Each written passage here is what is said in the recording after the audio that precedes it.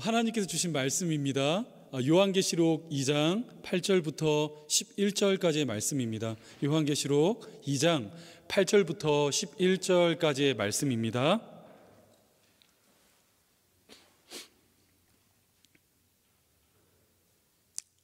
우리 말씀이 길지 않죠. 우리 같이 한 목소리로 읽었으면 좋겠어요. 우리 같이 한 목소리로 읽도록 하겠습니다. 시작. 서머나 교회의 사자에게 편지하라. 처음이며 마지막이요 죽었다가 살아나신 이가 이르시되 내가 내 환난과 궁핍을 알거니와 실상은 내가 부유한 자니라. 자칭 유대인이라 하는 자들의 비방도 알거니와 실상은 유대인이 아니요 사탄의 회당이라. 너는 장차 받을 고난을 두려워하지 말라. 볼지어다 마귀가 장차 너희 가운데서 몇 사람을 옥에 던져 시험을 받게 하리니 너희가 10일 동안 환난을 받으리라. 내가 죽도록 충성하라. 그리하면 내가 생명의 관을 내게 주리라. 귀 있는 자는 성령이 교회들에게 하시는 말씀을 들을지어다. 이기는 자는 둘째 사망의 해를 받지 아니하리라. 아멘. 아멘. 오늘 말씀의 제목입니다. 교회 고난의 자리로 부름받다. 교회 고난의 자리로 부름받다라는 제목을 가지고 하나님 말씀 증거하도록 하겠습니다. 주 안에 사랑하는 여러분, 우리는 지지난주죠. 우리 지난주는 야유 예배를 드렸고 지지난주부터 요한계시록에 등장하고 있는 우리 교회들을 살펴보고 있는데 우리 그 첫 번째 교회로 에베소 교회를 살펴보았습니다. 기억하실지 모르겠어요. 잊으시면 안 되니까 다시 한번 리마인드 차원에서 설명을 조금 드리자면 이 에베소 교회는 말씀과 기도로 무장된 교회로서 진리를 보호하고 수호하는 일에 최선을 다했던, 열심을 다했던 교회였습니다. 요즘처럼 그 진리의 경계선이 희미해져가는 이 시대 속에서 어두움을 밝히는 참 빛과 같은 존재, 그 교회가 바로 에베소 교회다, 이렇게 평가할 수 있을 것 같아요. 그럼에도 불구하고 예수님께서는 이들의 그 수고와 노력을 칭찬하신과 동시에 한 가지 책망을 하고 계셨는데 여러분 기억하시나요? 어떠한 책망을 주셨죠? 내가 내 첫사랑을 잃어버렸다. 그렇죠? 진리를 지키고 수호하는 일에는 성공을 거두었는지 몰라도 그 진리가 진리될 수 있도록 견인하는 사랑에 관해서는 뼈저린 실패를 경험하였다는 것입니다. 따라서 우리는 이 에베소 교회를 거울 삼아 뜨거운 사랑으로 진리를 완성하는 교회, 진리와 이 사랑이 이 무게추가 수평을 이루는 교회, 그것이 바로 앞으로 캘거리 제자 삼는 교회가 나아가야 할 첫 번째 방향성임을 우리가 살펴보았어요. 그런가 하면 이번 주에는 우리 요한계시록에 등장하고 있는 두 번째 교회이죠. 우리 서머나 교회에 관하여 말씀을 살펴보길 원하는데요. 혹시 이 자리 가운데 에이리 프롬의 소유냐 존재냐, To have or to be 라는 제목의 책을 읽어보신 분 계신가요? 묻지 말까요? 우리 서로 피차 불편해지니까, 그렇죠? 소유냐 존재냐라는 책이 있습니다. 이 책은 1976년에 처음 출간이 돼요. 그러니까 벌써 50년이나 흘렀음에도 불구하고 여전히 많은 사람들의 사랑을 받고 있는 스테디셀러라고 할 수가 있는데, 내용을 간략하게 설명해 드리자면 다음과 같아요. 저자는 첫 서두에 모든 인생들은 행복을 추구하며 살아간다, 이렇게 선언하며 책을 시작하고 있었습니다. 그리고 모든 이들이 추구하는 행복, 그 행복이란 과연 무엇이냐, 이 질문에 답을 하기 위하여 인간의 삶의 방식을 두 가지로 분류하여 설명을 하고 있는데, 첫 번째는 소유적 인간이며 두 번째는 존재적 인간이에요. 먼저 소유적 인간이란 말 그대로입니다. 자신의 소유에 의존하며 살아가는 사람들, 그 사람들을 가리켜 소유적 인간이라 말하고 있어요. 즉 오늘 내가 가진 그 소유가 나라는 한 사람의 인생을 정의하는 것입니다. 이것이 소유적 인간에게서 발견되어지는 첫 번째 특징이라는 것이죠.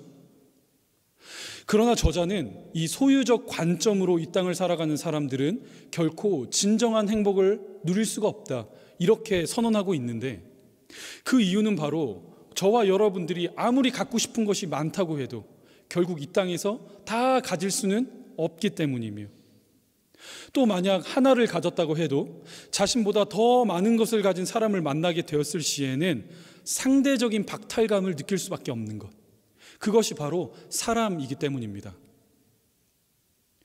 하지만 이와 반대로 존재적 인간이 있습니다. 이들은 누구냐? 현재를 살아가고 있는 자신의 실존에 무게추를 두고 있는 사람들을 말해요. 내가 얼마를 벌었느냐, 내가 가진 것이 무엇이냐, 이처럼 소유적 관점이 아니라 나는 살아 숨쉬고 있고 지금도 여전히 끊임없이 능동적으로 성장하고 있다는 자신의 그 존재에 가치를 둔 인생들, 이 사람들을 바로 존재적 인간이라 말한다는 것이며, 이 부류의 사람들이 어쩌면 저와 여러분들에게 주어진 그 행복을 보다 더 본질적으로 누리며 살아갈 수 있는 사람들이다. 저자는 이렇게 설명하고 있다는 것입니다. 비록 기독교 관련 서적은 아니에요. 그럼에도 불구하고 저는 이 책이야말로 오늘을 살아가는 현대 그리스도인들에게 있어서 깊은 인사이트를 주고 있는 책이다, 이렇게 생각하는데, 그 이유는 바로 존재가 아닌 소유를, 하나님 나라가 아닌 이 땅의 나라를, 영원이 아닌 찰나의 순간을 우리가 끊임없이 소망하며 살아가는 것, 그것이 바로 오늘날 현대 그리스도인들의 감출 수 없는 안타까운 모습이기 때문입니다. 그런 맥락에서 오늘 함께 살펴볼 이 서머나 교회는 소유적 관점이 아니라 존재적 관점으로 살아갔던 성도들이다, 이렇게 평가할 수가 있어요. 당시 서머나 지역은 오늘날 프랑스 파리처럼 건축과 디자인의 도시였습니다. 참 웅장하고 고풍스러운 많은 건축물들이 이 서머나 지역에서 지금도 끊임없이 계속 발견되고 있어요. 또 이들에게는 한 가지 남다른 자부심이 존재하고 있었습니다. 그것은 바로 황제의 신전을 세우는 그 경쟁에서 여러 도시들을 물리치고 1등을 차지했다는 점이에요. 인구가 대략 10만 명밖에 되지 않는 중소형 도시였음에도 불구하고 우리가 지지난주에 살펴본 큰 항구를 끼고 있는 에베소 도시와 비교해도 경제적으로는 조금도 뒤떨어지지 않는 윤택함을 자랑하는 지역, 그것이 바로 서머나 지역이었다는 것입니다. 그러나 반대로 이 서머나 지역에서 그리스도인으로 살아간다는 것은 마치 재앙과도 같은 일이었어요. 제가 앞서 설명해 드렸던 것처럼 황제의 신전을 세우는 일에 1등을 차지할 만큼 높은 충성심을 가지고 있는 도시가 바로 서머나 도시였기 때문에, 만약 황제에게 충성을 다하거나 충성을 약속하지 않는 자들은 결코 그 도시에서 살아남을 수가 없었다는 것입니다. 그 단편적인 예가 당시 길드라고 불리는 단체가 있었어요. 길드. 이 길드란 쉽게 말하면 상인들의 조합인 거예요. 그러니까 이 자리 가운데 우리 비즈니스 하시는 분들이 또 계시잖아요. 비즈니스를 하기 위해서는 반드시 이 길드라는 조합에 가입이 되어 있어야만 자유롭게 경제 활동을 할 수가 있었습니다. 그런데 참 특이한 것은 이 길드의 가입 조건에 있었어요. 정식 멤버가 되기 위해서는 어떠한 절차를 거쳐야 되냐? 로마 황제를 향하여 나는 당신을 숭배합니다. 로마 황제, 당신은 나의 주님이시고 나의 주인 되십니다. 이러한 신앙을 고백해야지만 정식적인 그 길드의 멤버로 받아들여졌다는 거예요. 하지만 우리 그리스도인들 그럴 수 없죠. 하나님 외에 그 어떤 곳에도 무릎을 꿇고 그 신앙을 고백할 수 없었기 때문에 결국 어떠한 현상들이 벌어지게 되었느냐? 그 길드의 정식 멤버가 되지 못하니까 경제적인 제약이 있는 거예요. 따라서 아주 빈곤하고 가난한 삶을 성도들은 살아갈 수밖에 없었다는 것입니다. 그리고 여기에 엎친 데 덮친 격으로 당시 성도들을 가장 극심하게 핍박하였던 사람들이란 누구이냐? 바로 한 핏줄을 나는 유대인들이었어요. 당시 로마 정부는 아주 예외적으로 유대인들에게 종교적인 자유를 주고 있었습니다. 유대인들도 마찬가지로 하나님 여호와 야훼 유일신을 섬기고 있었잖아요. 그런데 로마 정부는 유대인들에 관해서는 굉장히 느슨하고 관용적인 정책을 베풀었습니다. 그리고 그리스도인들도 역시나 유대인들과 한 뿌리를 같이 하는 똑같은 종교라고 바라보고 있었어요. 그런데 시간이 점차 흐르자 이제 교회가 많아지고 또 믿는 자들의 숫자가 늘어나게 되자 유대인들이 어떠한 조치를 취하게 되었느냐? 로마 정부를 향해 이렇게 고발하는 거예요. 그리스도인들은 우리와 전혀 다른 종교입니다. 우리와 똑같지 않습니다. 따라서 그들에게 종교적인 자유를 주어서는 안 됩니다. 이러한 주장을 하기 시작했고 로마 정부는 이를 받아들이며 본격적으로 교회를 핍박하기 시작했다는 거예요. 우리 이 사실을 우리 말씀에서 한번 확인해 볼까요? 오늘 본문 8절과 9절 한번 보여주실까요? 8절과 9절입니다. 자, 다 같이 한 목소리로 읽겠습니다. 시작. 서머나 교회의 사자에게 편지하라. 처음이며 마지막이요 죽었다가 살아나신 이가 이르시되 내가 내 환난과 궁핍을 알거니와 실상은 내가 부요한 자니라. 자칭 유대인이라 하는 자들의 비방도 알거니와 실상은 유대인이 아니요 사탄의 회당이라. 히브리서 기자도 당시 이 같은 어려움 속에 놓여 살아갔었던 그 성도의 삶을 아주 생생하게 증언하고 있는데 히브리서 10장 32절부터 34절에 말씀에 이렇게 기록되고 있어요. 제가 읽을게요. 전날에 너희가 빛을 받은 후에 고난의 큰 싸움을 견디어낸 것을 생각하라. 혹은 비방과 환난으로서 사람에게 구경거리가 되고 너희 소유를 빼앗기는 것도 기쁘게 당한 것은 이라고 말씀이 기록되고 있죠. 그러니까 당시의 사람들, 예수를 믿는 그리스도인들은 사람들에게 놀림거리, 손가락질을 받고 심지어 재산도 몰수당하는 정말 비극과 같은 일들이 당시 그 서머나 지역에 일어나고 있었다는 것입니다. 주 안에 사랑하는 여러분, 그렇다면 어떻게 서머나 교인들은 자신의 신앙을 지키며 그 세상을 살아갈 수가 있었을까요? 한번 생각해 보세요. 모든 경제활동이 막혀버렸어요. 길드의 멤버가 되어야만 하는데 성도라는 이름으로, 신앙인이라는 이름으로 황제에게 충성을 맹세할 수 없어 길드의 멤버가 되지 못했습니다.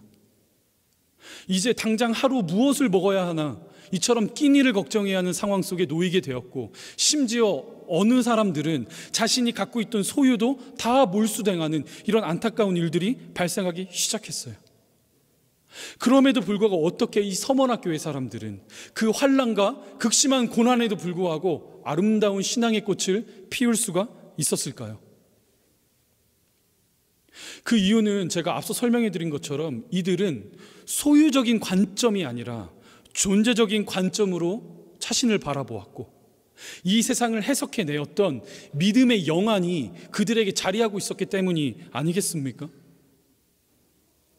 오늘 내가 가진 그 소유가 성도라는 나를 규정하고 행복의 크기를 가늠하며 영원을 약속하는 것이 아니라 성도는 결코 물질에 함몰되지 않는 인생임을, 그보다 더 귀한 가치가 나의 삶 속에 놓여져 있음을 아는 그 믿음의 영안이 그들에게 있었기 때문에 이처럼 말도 안 되는 극심한 핍박 속에서도 성도라는 이름으로 그 믿음을 지키며 이 땅을 살아갈 수가 있었다는 거예요.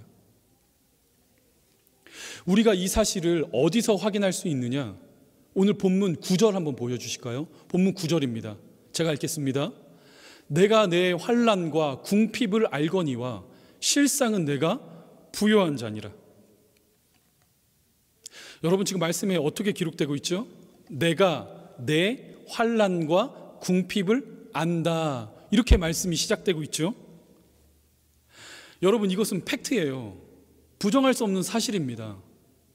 당시 그 시대 가운데 몸담고 살아가는 사람들이라면 심지어 어린아이조차도 확인할 수 있었던 것이 그리스도인들이 당하는 환난과 궁핍함이었어요. 그러나 세상은 모두가 보지 못하고 알지 못했지만 오직 그리스도인들만이 믿음의 눈을 들어 확인하고 붙들었던 한 가지 진실이 있었다고요. 그것은 바로 하나님의 평가입니다. 실상은 내가 부요한 자니라. 부요한 자니라. 따라서 이 진리를 믿고 확신함으로 내렸던 서머나 교인들의 결단이란 무엇이냐? 고난을, 고통을 피하지 않고 통과하겠다. 통과하겠다. 주 안에 사랑하는 여러분, 이 시간 저와 여러분들이 반드시 기억해야 할 한 가지 사실이 있습니다.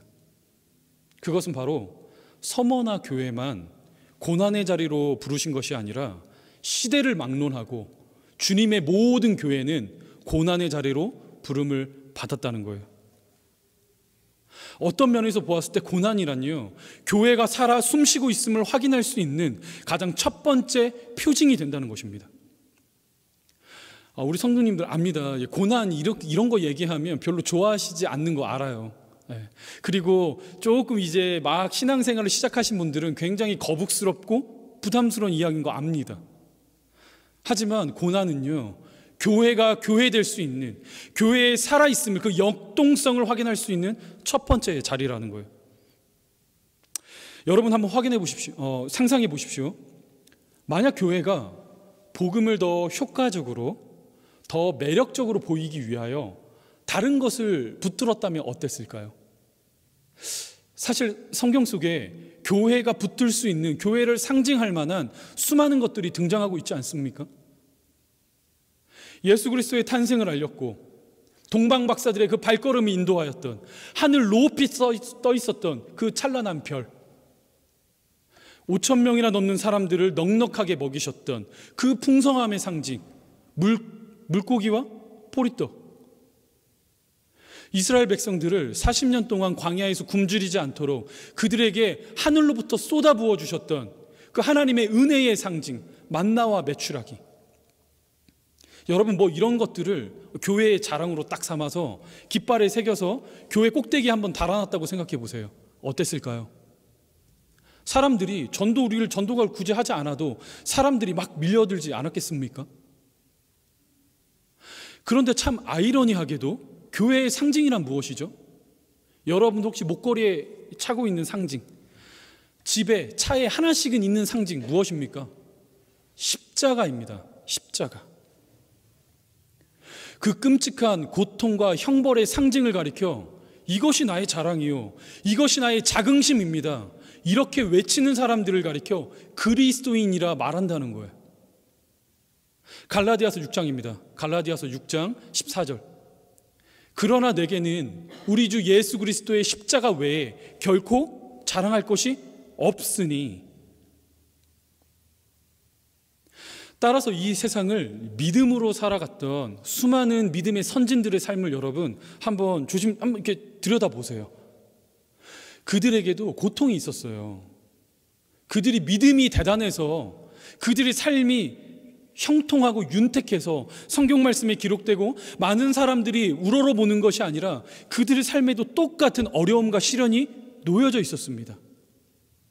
하지만 그들이 하나님의 사람이 될 수 있었던 그 가장 근본적인 이유란, 시련이 닥쳐왔을 때, 고난이 주어졌을 때 그것을 해석하는 눈과 실력이 달랐다는 거예요. 바울의 고백 한번 볼까요? 골로새서입니다. 골로새서 1장 24절, 우리 다 같이 한번 읽어보겠습니다. 시작.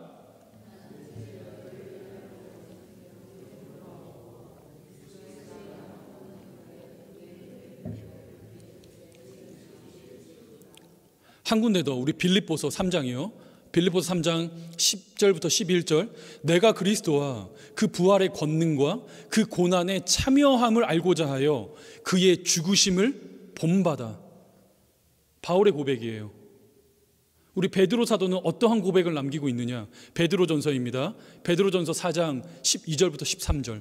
사랑하는 자들아, 너희를 연단하려고 오는 불시험을 이상한 일 당하는 것 같이 이상히 여기지 말고 오히려 너희가 그리스도의 고난에 참여하는 것으로 즐거워하라.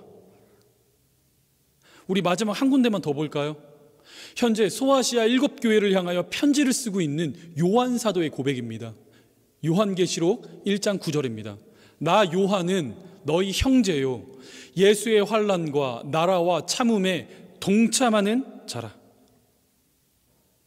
여러분 혹시 보이십니까? 믿음의 선배들이, 믿음의 선진들이 지금 자기 존재를 가리켜 지금 뭐라고 설명하고 있죠? 나는 복음을 위하여, 예수 때문에, 교회를 위하여 고난을 내 몸에 채웠다, 고난을 통과한 자다, 이렇게 선언하고 있습니다. 고난의 자리를 피해보고자 어떻게 요리조리 도망다닌 것이 아니라 주님의 교회를 위하여 내 몸에, 내 육체의 고난을 채웠다, 이렇게 선언하고 있어요.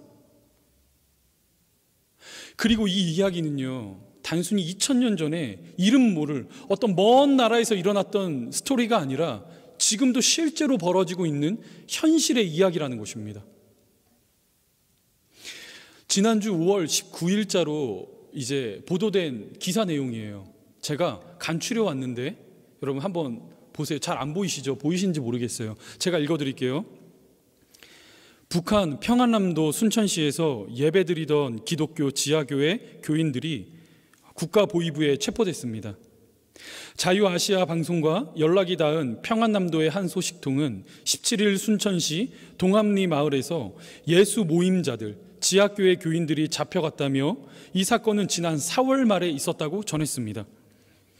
새벽 5시경 성경을 읽으며 기도를 올리던 5명의 주민들은 갑자기 들이닥친 국가보위부 성원들에게 하나님을 믿는 현행범으로 체포되었다고 이 소식통은 증언했습니다.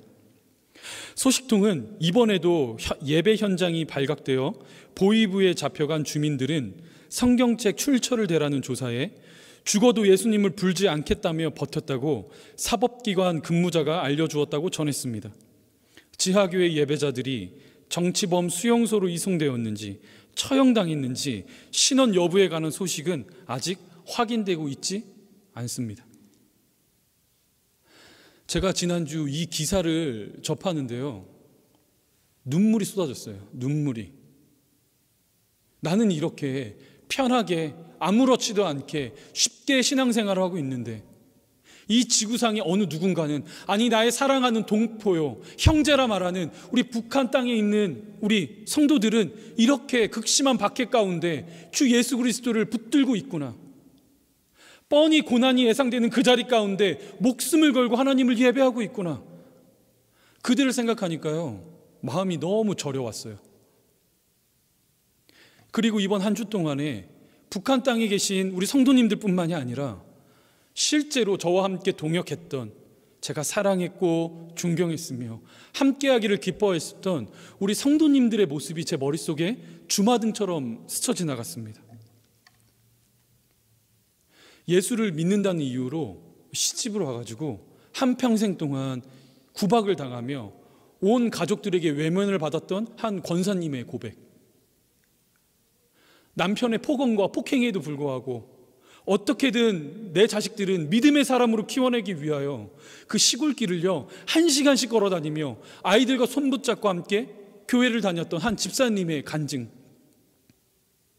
예수를 믿은 지 1년도 채 안 된 한 청년이에요. 남자 청년인데 셰프를 꿈꾸고 있는, 그렇게 그 길을 걸어갔던 한 건실한 청년이었습니다. 주일날 예배를 드리고 싶어서 내 안에 계신 하나님 온전히 안식하실 수 있는 그 룸을 만들어 드리기 위하여 이 청년이 무엇을 했느냐, 앞날이 보장된 그 좋은 레스토랑에 사표를 제출했어요. 그리고는 금요 예배 때 이렇게 조용히 와서 고개를 떨구고 눈물로 기도하고 있는 그 뒷모습을 제가 바라보았어요.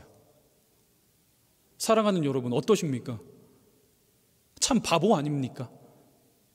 세상이 결코 이해할 수 없는 그런 독종과 특별한 사람들이 아니겠습니까? 오늘날 이 세상은 저와 여러분들을 향하여 이렇게 이야기해요. 그리스도인들이여 지혜롭게 살아라, 지혜롭게. 구닥다리 같은 모습으로 살아가지 말고 좀 현명하게 살아라. 세상과 적당히 타협할 줄도 알아야 한다. 세상과 타협하면 어떠한 일이 주어지느냐, 당신도 큰 소유를 가질 수 있다. 이 세상을 편리하게 살 수 있다. 많은 것을 가질 수 있다. 이와 같은 이 사탄의 속임수와 이 유혹에요, 오늘날 얼마나 많은 사람들이 무너지고 있어요. 여기엔 다 조건이 있어요. 무엇이냐? 세상에 충성해야 한다. 이것이 오늘날 저와 여러분들을 향한 이 세상의 요구가 아니겠습니까? 목회자들도 예외가 아니에요. 유명세를 얻을 수 있다면, 그 이름을 날릴 수 있다면, 소위 목회 성공이라는 그 성공신화에 함몰되어 그렇게 세상과 적당히 타협하며 살아가고 있는 거, 제가 굳이 설명하지 않아도 여러분들 다 아시는 사실이잖아요. 그렇죠? 그래서 오늘날 이 교회가 어떻게 되었습니까? 교회 안에 번영신학과 영광의 신학만이 가득 남게 되었어요. 예수 믿으면 복 받습니다. 예수 믿으면 만사 형통합니다. 예수 믿으면 당신의 자녀가 잘 될 것입니다. 예수 믿으면 비즈니스도 대박치고 당신들의 그 자녀들도 아주 남편도 초고속 승진할 것입니다. 이러한 인도자의 외침에 아멘 아멘이라 화답하며 자신의 욕망을 신앙에 그대로 투영하며 금빛 십자가를 잡기 원하는 오늘날 많은 성도들이 얼마나 쉽게 발견되는지 몰라요. 사랑하는 여러분, 성경을 보십시오. 목회자가 괜히 여러분 성경 보세요, 말씀 보세요, 여러분 식상하시죠? 한번 성경을 보세요. 하나님께서 성도들에게 주신 그 말씀의 보화를 열어서 한번 확인해 보십시오. 대체 이런 말이 어디에 나와 있습니까? 좀 나와 있으면 저에게도 알려주세요. 저도 그렇게 설교하고 싶어요. 저도 그렇게 여러분들에게 강권하고 싶어요. 예수 믿으면 잘 됩니다. 예수 믿으면 복 받습니다. 여러분들의 비즈니스가, 자녀들이, 남편이 초고속 승진을 하며 모든 것이 술술 풀릴 것입니다. 그렇게 말하고 싶어요. 하지만 성경이 끊임없이 주의 백성들을 향하여 말하고 있는 것, 교회는 고난받는 공동체다, 이렇게 말하고 있습니다. 영광의 면류관을 받기 전 주품에 안길 때까지 예수 때문에 복음을 위하여 끊임없이 핍박의 자리에 놓여 살아가는 것이 바로 성도의 인생이다, 이렇게 말하고 있다고요. 따라서 우리가 성도로 살아간다는 것, 말처럼 쉬운 일이 아니죠. 운동복 딱 입고 운동화 신고 가벼운 복장에 그렇게 나들이 하는 그러한 모습이 아니라 자기 십자가를 지고 죄된 본성을 거부하며 고난을 기쁨으로 통과하겠다는 믿음의 자세요, 믿음의 의지요, 믿음의 결단이라는 것입니다. 그리하여 예수께서 피값 주고 사신 이 교회된 저와 여러분들에게 맡겨주신 그 거룩한 소명이란 무엇인지 오늘 본문 10절입니다. 10절 우리 같이 한번 읽어볼까요? 시작. 너는 장차 받을 고난을 두려워하지 말라. 볼지어다 마귀가 장차 너희 가운데에서 몇 사람을 옥에 던져 시험을 받게 하리니 너희가 10일 동안 환난을 받으리라. 내가 죽도록 충성하라. 그리하면 내가 생명의 관을 내게 주리라. 여러분, 지금 말씀이 어떻게 기록되고 있습니까? 고난을 두려워하지 말라, 이렇게 말씀하고 계십니다. 내가 죽도록 충성하라, 이렇게 주님께서 저와 여러분들에게 요구하고 계세요. 여러분, 우리는 왜 이처럼 미련하고 고집스럽게 살아야만 하겠습니까? 그렇죠? 조금만 눈 한번 질끔 감으면, 조금만 타협하면 얼마든지 편하게 이 세상을 살아갈 수 있음에도 불구하고 왜 우리는 세상과 타협하지 않으며 죽도록 충성하는 존재로 하나님 앞에 부름을 받을 수 없게 되었죠? 그 이유는 바로 세상은 알지 못하고 보지 못했지만 오직 성도만이 누릴 수 있는 하나님의 약속이 있기 때문이에요. 그 약속이 10절과 11절에 이렇게 기록되고 있습니다. 그리하면 내가 생명의 관을 내게 주리라. 11절, 이기는 자는 둘째 사망의 해를 받지 아니하리라. 주 안에 사랑하는 여러분, 절대로 속으시면 안 됩니다. 잠시 있다가 사라질 그 소유에, 그 물질에 저와 여러분들의 삶을 투자하고 바라보는 것은 여러분 결코 현명한 선택이 아니에요. 두려움이 찾아오는 그 순간에 우리가 의지해야 할 것 무엇입니까? 여러분들의 실력입니까? 여러분들의 의지입니까? 여러분들의 결단입니까? 다 알잖아요. 경험하셔서. 작심삼일이라는 거. 예수의 사람으로 살아보겠노라 그렇게 결단했지만 얼마 가지 않아 다시 예전의 삶의 습관의 자리로 돌아가고 있는 여러분의 모습 다 경험하여 아시잖아요. 따라서 우리가 붙들어야 할 것은 과연 무엇일까요? 고난이 찾아오는 그 순간에 끝까지 인내할 수 있는 힘을 공급하시는 하나님의 도우심을 의지하고 그분께 충성함으로 끝끝내 받게 될 그 생명의 면류관이 저와 여러분들이 가진 진짜 부요함이라는 사실입니다. 이 시간 간절히 소망하기는 우리 캘거리 제자 삼는 교회가 이처럼 충성스러운 교회로 세워질 수 있게 되기를 주님의 이름으로 축복합니다. 이제 말씀 마무리하겠습니다. 주 안에 사랑하는 여러분, 오늘 본문 말씀은 이 시대를 살아가는 현대의 그리스도인들에게 한 가지 경종을 알리는 메시지를 전하고 있습니다. 어쩌면 저부터, 어쩌면 여러분들이 놓치고 있는 지점이 있다, 이렇게 말씀하고 있어요. 기억하십시오. 우리는 고난을 피하는 자들이 아니라 그 고난을 예수 그리스도와 함께 통과하는 자입니다. 그 좋으신 예수 손 붙잡고 그 많은 세상의 도전 속에서 충성을 다하는 십자가의 군병으로 부름을 받았다는 사실, 여러분들이 잊으시면 안 돼요. 우리는 잠시 살다 갈 이 땅을 나들이를 나선 그런 가벼운 발걸음으로 살아가는 것이 아니라 십자가의 군병으로 피 흘리는 군사로 부름받았다는 사실을 여러분들이 절대로 잊으시면 안 됩니다. 이 시간 간절히 소망하기는 부디 그런 신앙인들이 되어 주십시오. 예수 때문에 받는 고난을 마땅하다 여길 수 있는 상처투성의 교회가 되어 주십시오. 일주일에 만나 서로를 바라보는 우리 성도들의 얼굴, 그쵸? 한 주간 어떻게 지내셨어요? 라고 물어봤을 때 평소와 똑같았습니다. 그냥 편했습니다. 괜찮았습니다. Everything's fine. 그게 아니라 한 주간을 살아오며 예수를 믿는 그 나의 신앙 때문에 고난과 고통을 통과하며 입은 여러분들의 상처와 그 흔적들을 서로가 마음껏 보듬어주고 감싸 안을 수 있는, 저는 그런 교회가 되기를 소망해요. 사랑하는 여러분, 그래야 이 땅에 소망이 있습니다. 이 시간 간절히 소망하기는 그런 우리 캘거리의 제자 삼는 교회가 될 수 있기를 주님의 이름으로 간절히 축복합니다.